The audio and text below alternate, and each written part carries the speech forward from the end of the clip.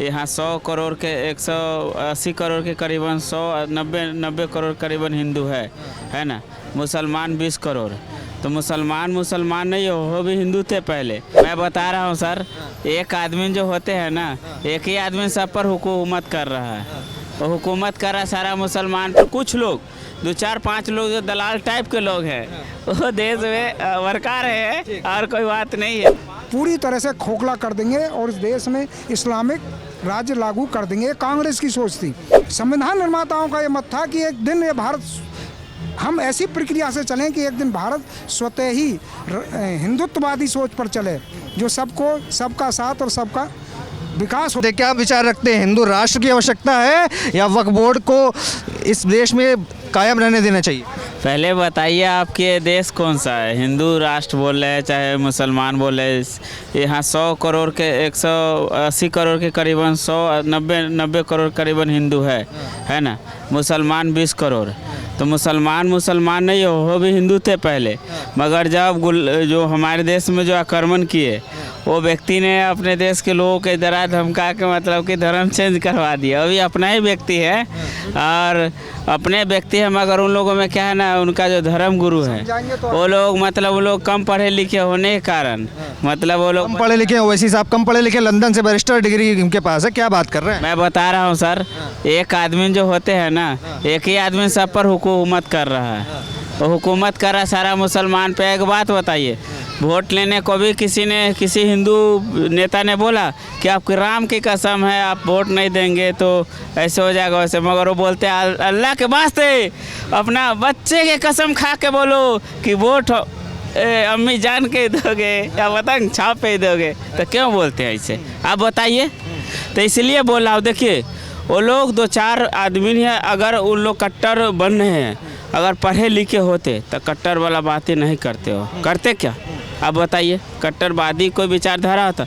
इसलिए वो भी हमारे ही व्यक्ति है, मगर कुछ लोग 2-4-5 लोग जो दलाल टाइप के लोग हैं वो देश में वर्का रहे हैं और कोई बात नहीं है। क्या कहना चाहेंगे, क्या ज़रूरत है इस समय देश को? सनातन बोर्ड की ज़रूरत है, हिंदू राष्ट्र की ज़रूरत है या वक्फ बोर्ड की ज़रूरत है? देखो ऐसा है, ये देश कभी भी सेकुलर था ही नहीं। जब देश का संविधान बना था तो 4 दिन तक लगातार बहस चली थी और केवल 4 दिन बहस चलते चलते एक व्यक्ति ने कहा था कि जो है इस देश को सेकुलर होना चाहिए, सोशलिस्ट होना चाहिए।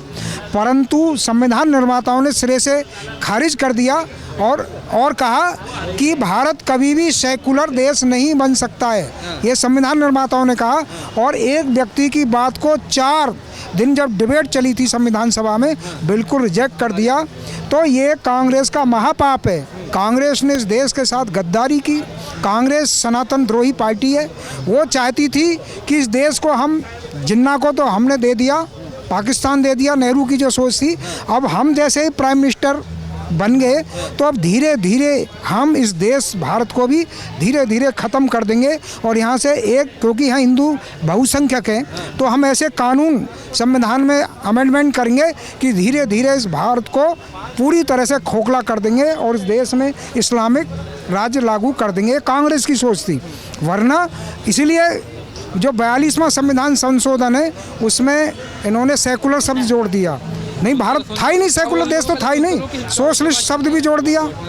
भारत नहीं था ना सोशलिस्ट था ना सेकुलर देश था। ये इंदिरा गांधी का महापाप था जो उन्होंने ये शब्द जोड़ा। और एक आपको बताऊं, हमारे संविधान में 22 पृष्ठों में जो पहले शुरू के भगवान राम, कृष्ण, शिव सबके फोटो थे और सब नंदी, यानी जो संविधान निर्माताओं का ये मत था कि एक दिन ये भारत, हम ऐसी प्रक्रिया से चलें कि एक दिन भारत स्वतः ही हिंदुत्ववादी सोच पर चले, जो सबको, सबका साथ और सबका विकास हो। मतलब लवलुबान आप ये बता रहे हैं कि हिंदू राष्ट्र बनना चाहिए, सनातन बोर्ड बनना चाहिए, वक्फ बोर्ड को तो हटा देना चाहिए? बिल्कुल बिल्कुल। वक्फ बोर्ड क्या है? कांग्रेस का महापाप।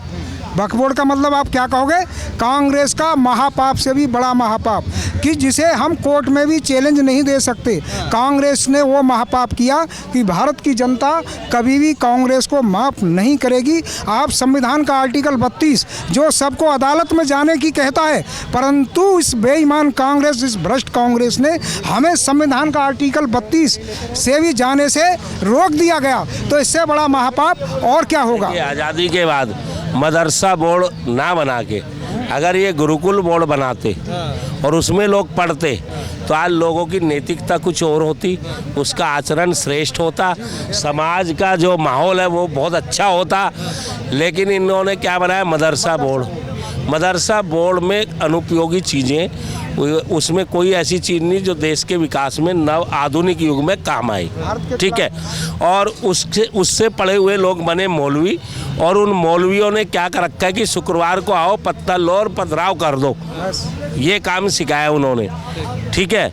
और लेकिन अभी थोड़े दिनों बाद ऐसा होगा, जब ये ऐसे बार बार करेंगे तो दूसरा समुदाय शुक्रवार को पहले ही 2 घंटे पहले पत्थर लेके खड़ा हो जाएगा मस्जिद के बाहर कि आओ।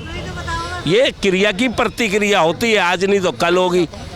देखो और सुनो, 1 मिनट बोल लेना। मैं ये बोलना चाहता हूँ कि आप अपने पुराने घर, जैसे पुराने लोग थे, कहाँ लाइटिंग नहीं होती थी, लाइटिंग नहीं होती थी। चलो ये आपका ये बना हुआ है, मदरसा बना हुआ था, वो पुराने टाइम का है। अब ये कॉलेज उलेज सब सुविधा है, पहले लाइटिंगें नहीं थी तो पार्क में जाते थे, सही है, पार्क में जाते थे। अब तो सारी सुविधा है, अब तो सारी सुविधा है, कॉलेज है, ये है, वो है, मदरसा कौन सा वो देते हैं आपको। आप ये देखिए ना, आप अपना कॉलेज स्कूल अपने बच्चों की पढ़ाइए, वो करिए। ये नहीं कि अब भी पार्क में या कोई लाइटिंग करने जाते हैं, नहीं ना, बस। आप देख रहे हैं सौगंध टीवी, सौगंध वतन की।